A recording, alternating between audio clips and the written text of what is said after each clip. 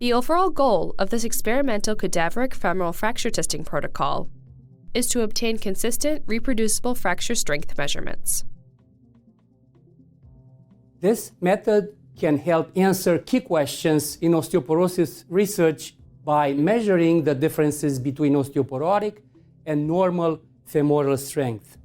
The main advantage of this technique is that the testing apparatus mimics a physiological sideways fall on the hip.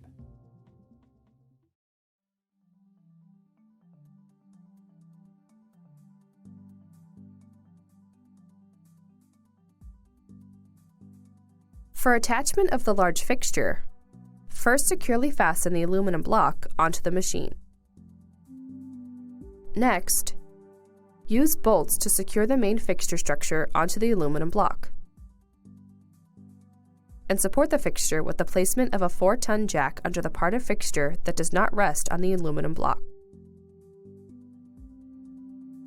Then use more bolts to secure a 6-channel load cell fixture onto the main fixture.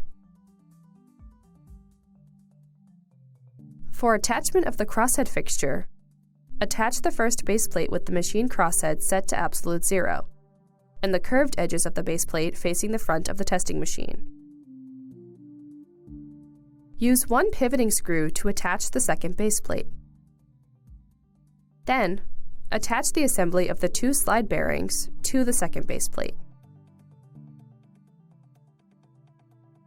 Rotate the second base plate in such a way that the second set of screws can be accessed from the top of the first base plate.